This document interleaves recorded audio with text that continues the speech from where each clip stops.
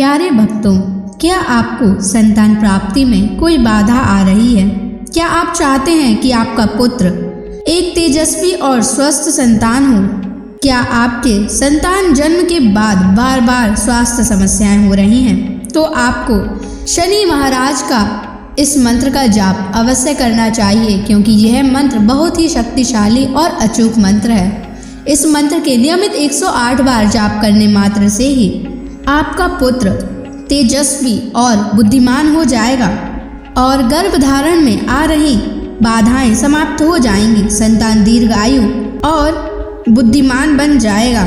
इसलिए प्यारे भक्तों, आप शनि देव के इस महामंत्र का जाप अवश्य करें। और जब भी आप इस मंत्र का जाप करें तो इस वीडियो को अपने मोबाइल फोन पर या स्पीकर पर चलाकर छोड़ दें, ताकि आप बिना कोई समस्या के इस महामंत्र का जाप कर पाएं।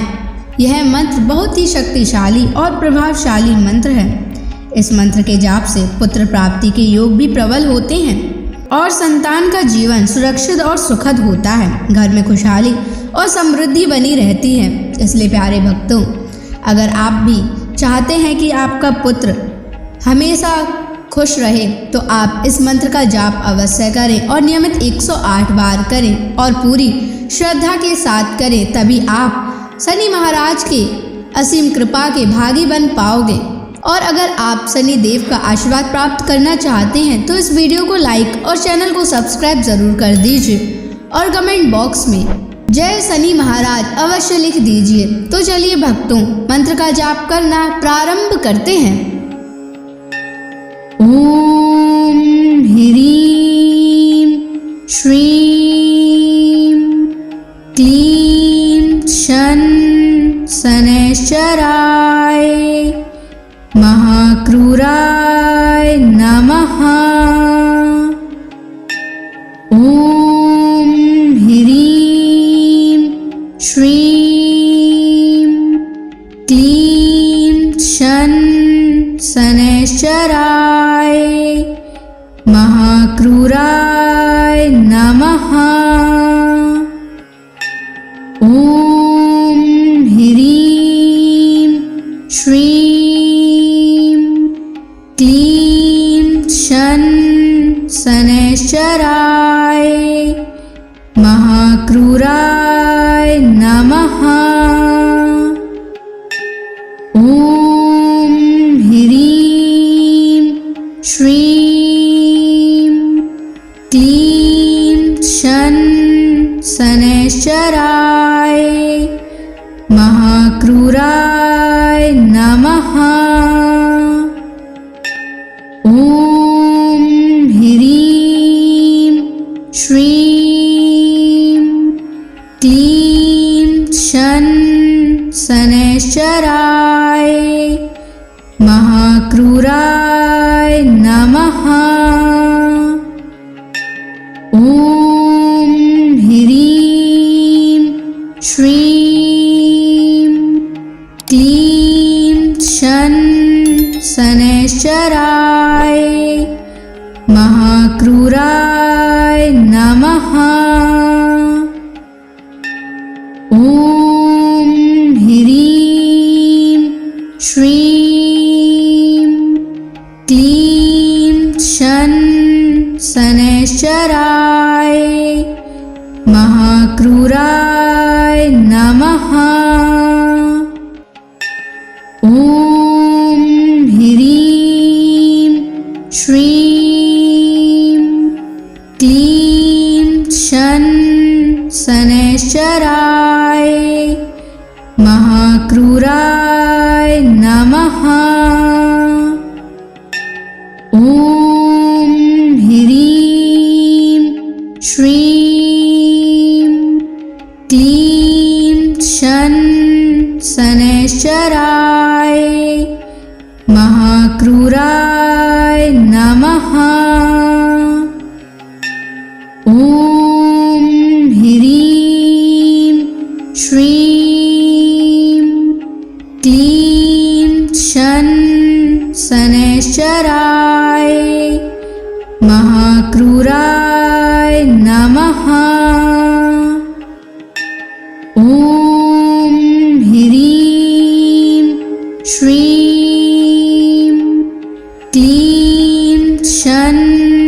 शनैश्चराय महाक्रूराय नमः। ॐ ह्रीं श्रीं क्लीं शनैश्चराय महाक्रूराय नमः। ॐ ह्रीं श्रीं क्लीं शनैश्चराय महाक्रूराय नमः। ॐ ह्रीं श्रीं क्लीं शनैश्चराय महाक्रूराय नमः। ॐ ह्रीं श्रीं क्लीं शनैश्चराय महाक्रूराय नमः। ॐ ह्रीं श्रीं क्लीं शनैश्चराय महाक्रूराय नमः। ॐ ह्रीं श्रीं क्लीं शनैश्चराय महाक्रूराय नमः। ॐ ह्रीं श्रीं क्लीं शनैश्चराय महाक्रूराय नमः। ॐ ह्रीं श्रीं क्लीं शनैश्चराय महाक्रूराय नमः। ॐ ह्रीं श्रीं क्लीं शनैश्चराय महाक्रूराय नमः। ॐ ह्रीं श्रीं क्लीं शनैश्चराय महाक्रूराय नमः। ॐ ह्रीं श्रीं क्लीं शनैश्चराय महाक्रूराय नमः। ॐ ह्रीं श्रीं क्लीं शनैश्चराय महाक्रूराय नमः। ॐ ह्रीं श्रीं क्लीं शनैश्चराय महाक्रूराय नमः। ॐ ह्रीं श्रीं क्लीं शनैश्चराय महाक्रूराय नमः। ॐ ह्रीं श्रीं क्लीं शनैश्चराय महाक्रूराय नमः। ॐ ह्रीं श्रीं क्लीं शनैश्चराय महाक्रूराय नमः। ॐ ह्रीं श्रीं क्लीं शन शनैश्चराय महाक्रूराय नमः।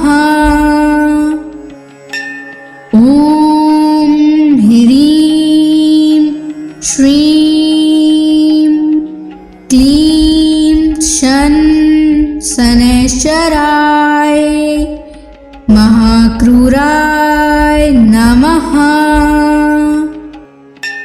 ॐ ह्रीं श्रीं क्लीं शन शनैश्चराय महाक्रूराय नमः। ॐ ह्रीं श्रीं क्लीं शन शनैश्चराय महाक्रूराय नमः।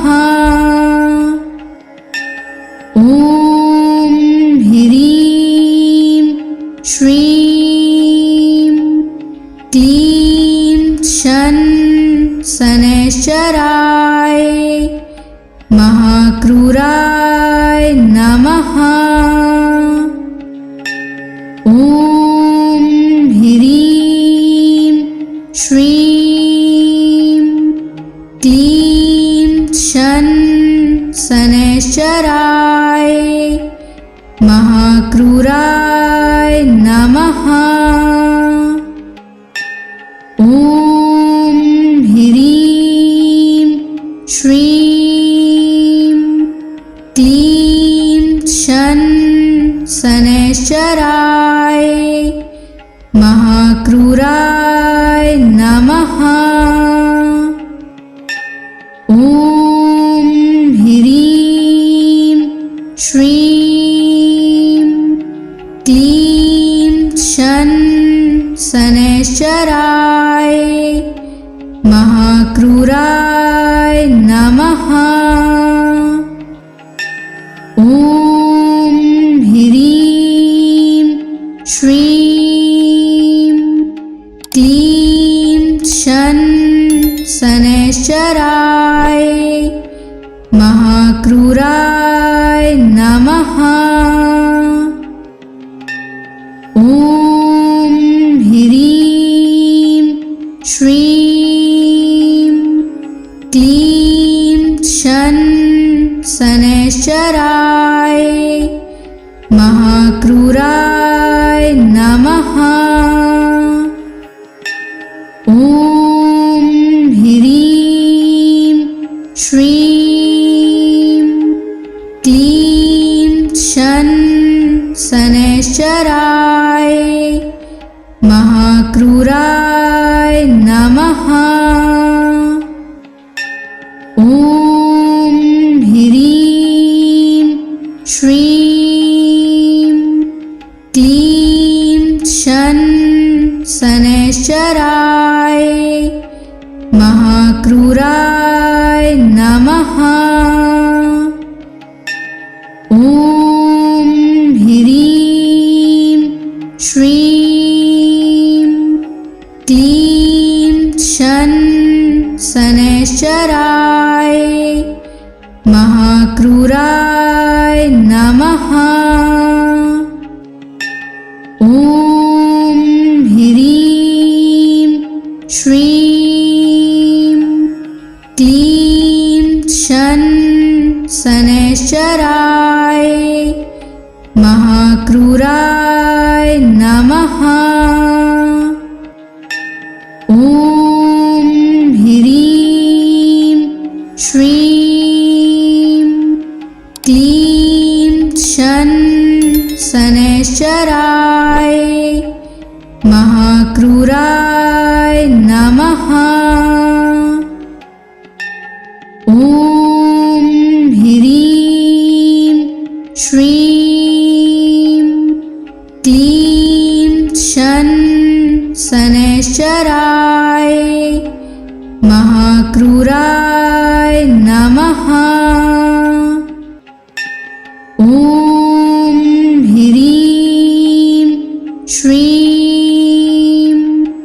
क्लीं शन शनैश्चराय महाक्रूराय नमः।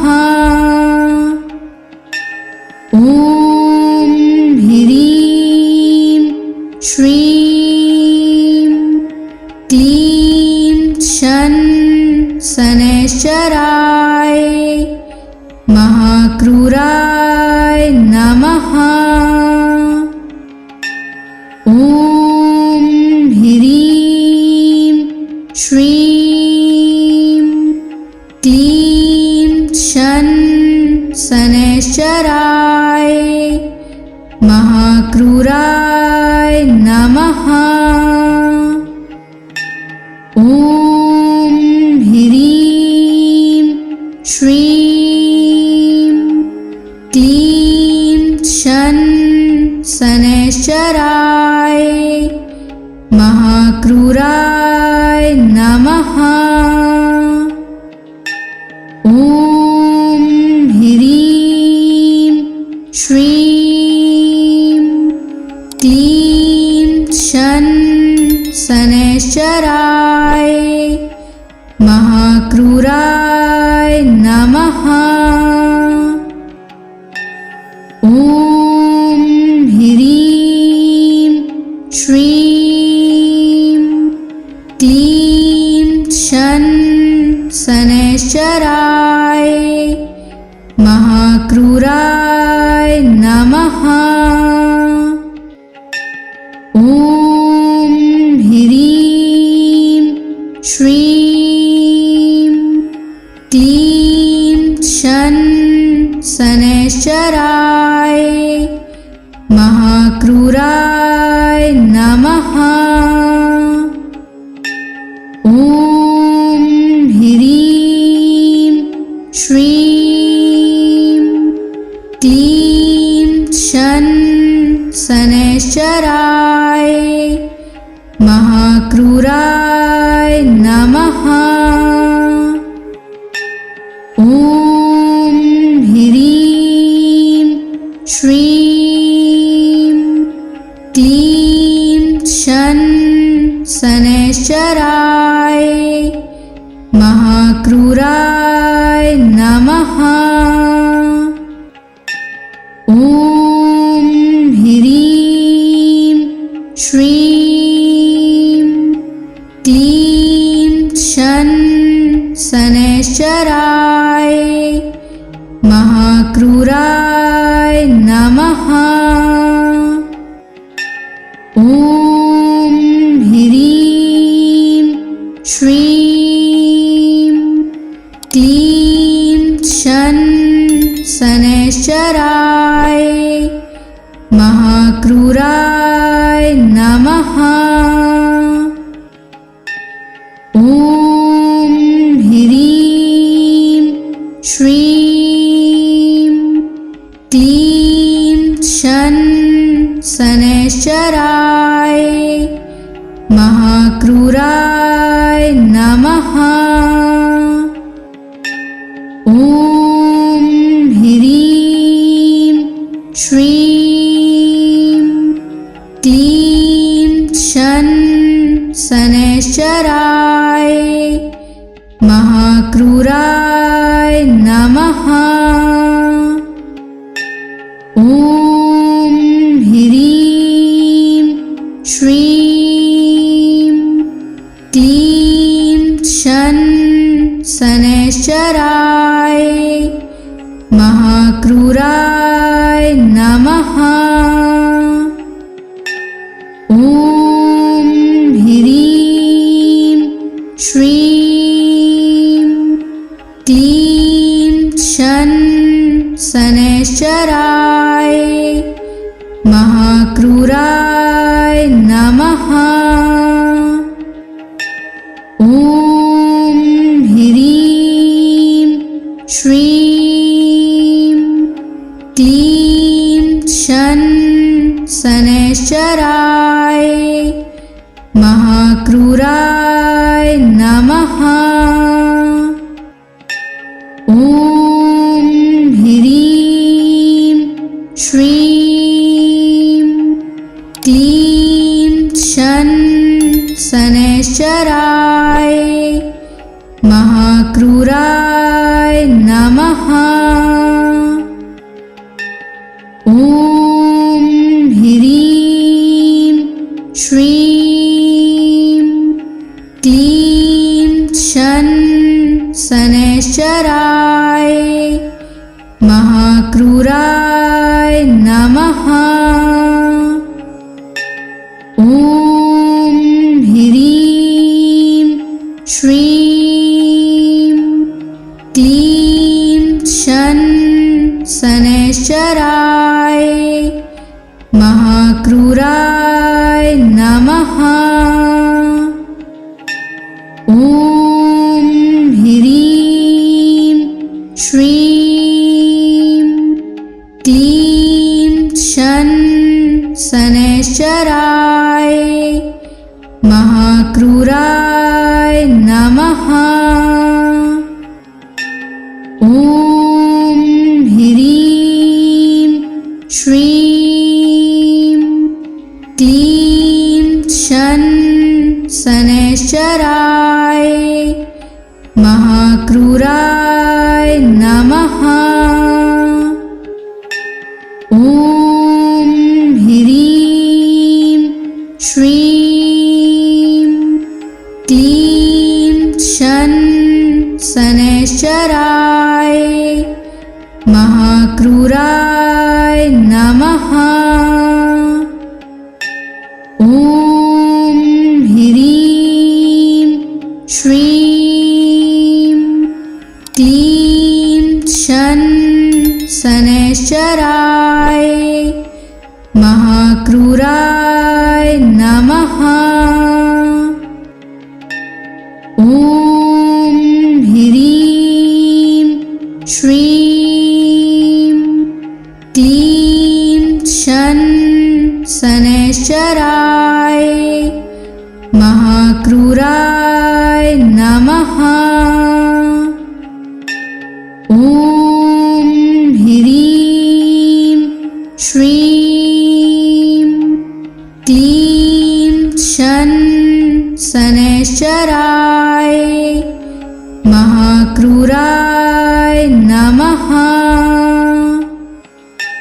ॐ ह्रीं श्रीं क्लीं शन शनैश्चराय महाक्रूराय नमः।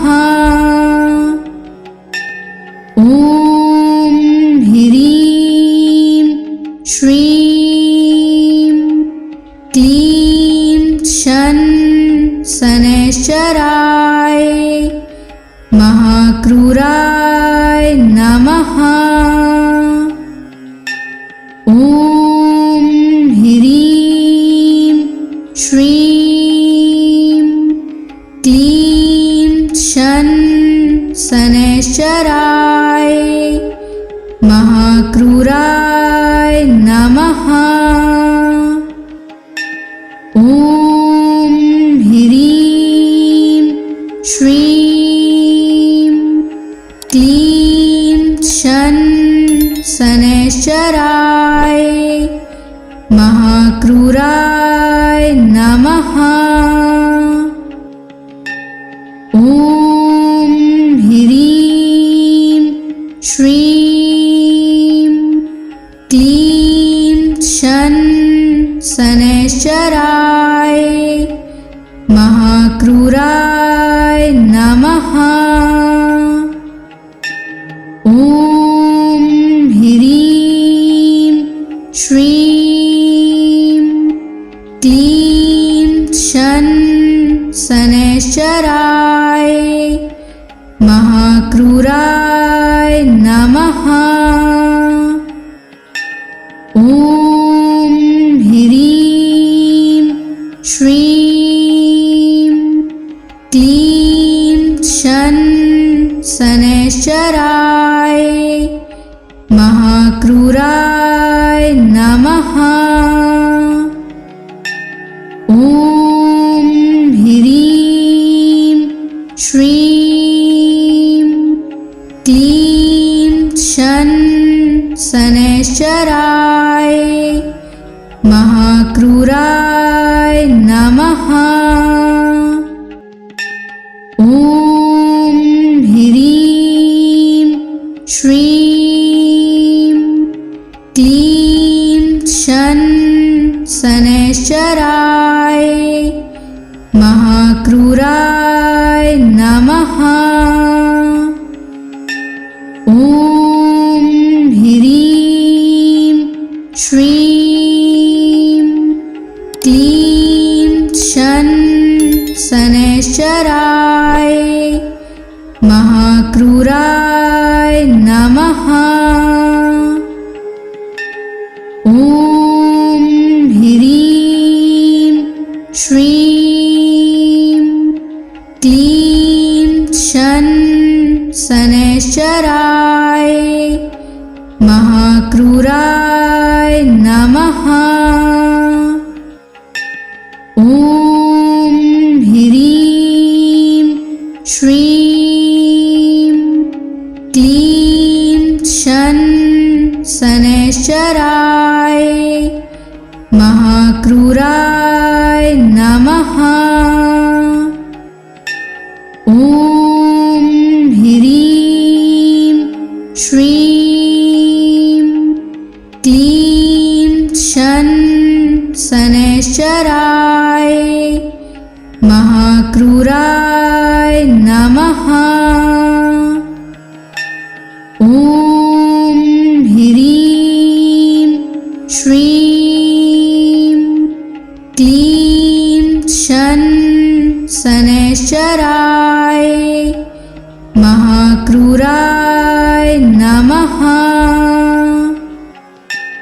ॐ ह्रीं श्रीं क्लीं शन शनैश्चराय महाक्रूराय नमः। ॐ ह्रीं श्रीं क्लीं शन शनैश्चराय महाक्रूराय नमः। ॐ ह्रीं श्रीं क्लीं शन शनैश्चराय महाक्रूराय नमः। ॐ ह्रीं श्रीं क्लीं शन शनैश्चराय महाक्रूराय नमः। ॐ ह्रीं श्रीं क्लीं शन शनैश्चराय महाक्रूराय नमः। ॐ ह्रीं श्रीं क्लीं शन शनैश्चराय महाक्रूराय नमः। ॐ ह्रीं श्रीं क्लीं शन शनैश्चराय महाक्रूराय नमः। ॐ ह्रीं श्रीं क्लीं शन शनैश्चराय महाक्रूराय नमः। ॐ ह्रीं श्रीं क्लीं शन शनैश्चराय महाक्रूराय नमः। ॐ ह्रीं श्रीं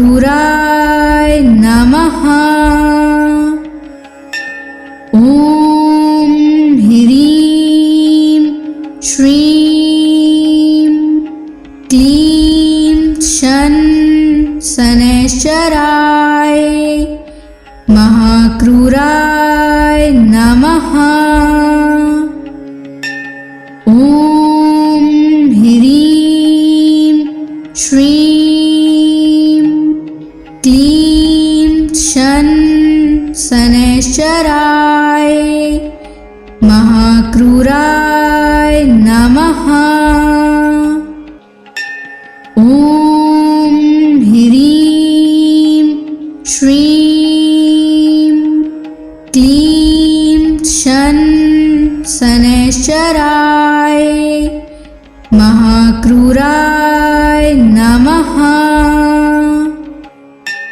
ॐ ह्रीं श्रीं क्लीं शन शनैश्चराय महाक्रूराय नमः।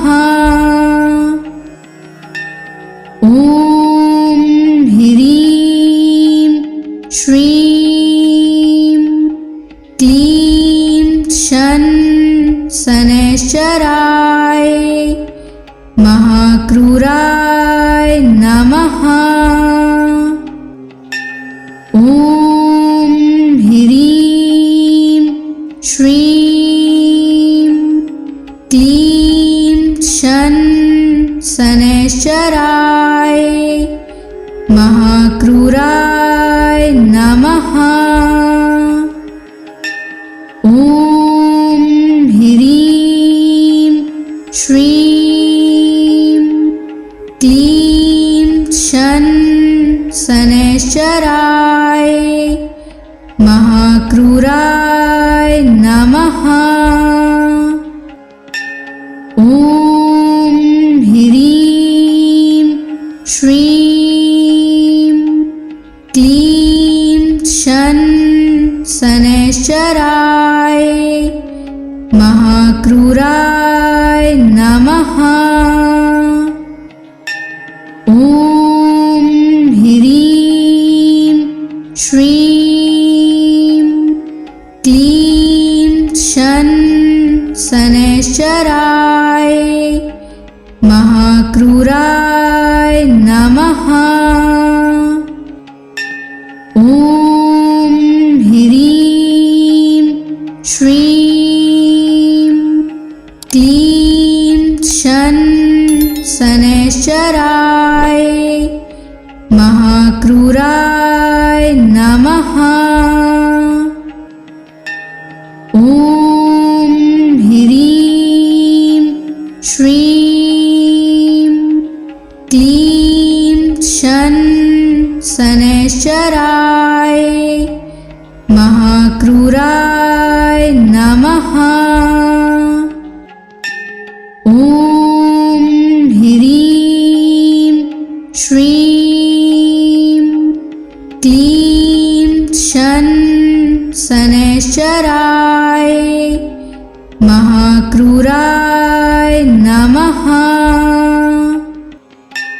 ॐ ह्रीं श्रीं क्लीं शन शनैश्चराय महाक्रूराय नमः। ॐ ह्रीं श्रीं क्लीं शन शनैश्चराय महाक्रूराय नमः।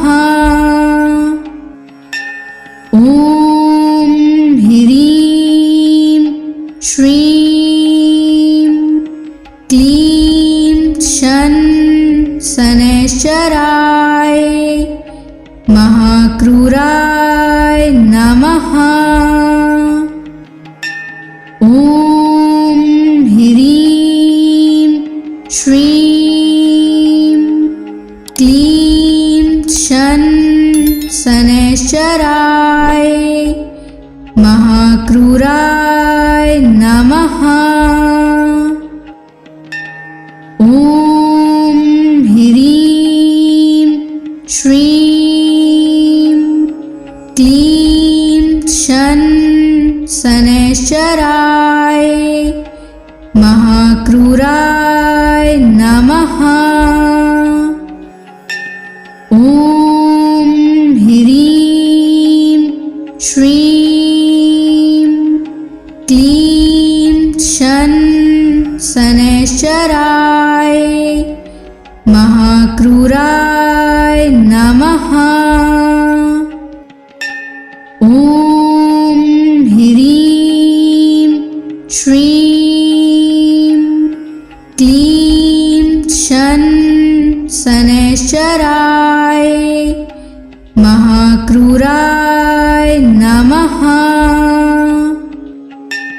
ॐ ह्रीं श्रीं क्लीं शन शनैश्चराय महाक्रूराय नमः।